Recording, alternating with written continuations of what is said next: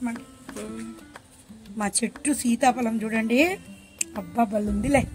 సగం తినేసిన, మిగతా సగం ఇంకా ఉందా ఉంది కదా.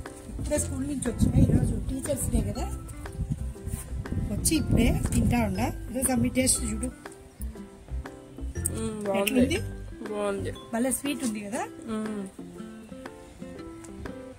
నాకు భలే ఇష్టము. ఇసిరేస్తారా? చెట్లకు నీళ్ళు పట్టాలి. మా వర్షాలు పడినాయని పట్టలేదు, వడగాలు పోయినాయి చూడు. అవును, సంపెంగలు చాలా వచ్చినాయి, నీళ్ళు పట్టాల. బంతిపూలు బాగా వస్తాయి పండగ దేవుడికి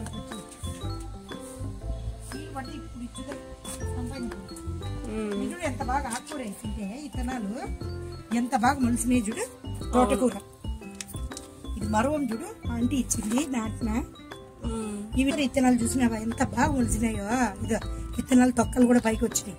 లైన్లో వేసిన 5 లైన్లలో ఎంత బాగా మొలిసినాయి కదా. ఇవి కూడా ఆకుకూర వేసిన దీంట్లో కూడా. చూడు ఈ చుక్కాకు పుల్ల పుల్లగా ఉంటుంది కదా, పుల్లకూర చేసుకుంటాం కదా, పప్పు పుల్లకూర. చుక్కాకు ఎంత బాగా వచ్చింది కదా. ఇది కూడా ఆకుకూర, దీంట్లో కూడా ఆకుకూర వేసినాం.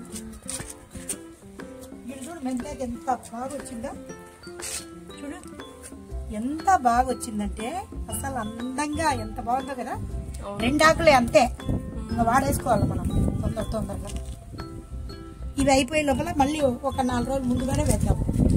ఇవి కూడా ఆన్లైన్లో తెప్పించిన. ఏంటి తెలుసా, సంపెంగ పూలల్లో కలర్స్ అనమాట. 1 2 3 4 5 తెప్పించిన, కింద గడ్డల్లాగా ఇచ్చినాడు, అది నాటినే అనమాట. ఇప్పుడు ఎంత బాగుంది ఇది. 1000 వరహాలు 4 కలర్స్ అని చెప్పినాడు ఆన్లైన్లో, కానీ ఎందుకు ఇవి 2 కలర్స్ ఒకే కలర్ ఇచ్చినాడు, ఆరెంజ్. మన ఇంట్లో కింద పింక్ ఉంది, చాలా బాగుంటాయి ఇవి. అన్ని వేరే వేరే కలర్లు ఏంటే బాగుండేవి. చూద్దాం. 4 మొక్కలు తెప్పించా. అమ్మి చూసినావా, ముందు ఇంత పొడువుగా పాకిండింది కదా తీగ, ఎండాకాలం అంతా ఎండిపోయింది. మళ్ళీ ఇప్పుడు కొంచెం వానలు పడేసరికి ఇగుర్లు వచ్చి బాగా మొలిసి చూడు. పూలు శంఖం పూలు తెల్లటి, ఈ వినాయక మైకు చాలా ఇష్టం అంట. వినాయక చవితికి పెడదాం, చాలా ఇష్టం అంట. అమ్మవారికి అయితే బ్లూ పూలు ఇష్టం అంట, అవి కూడా ఉన్నాయి కింద. సంపెంగలు మాత్రం భలే పూస్తాయి, భలే వాసన వస్తాయి.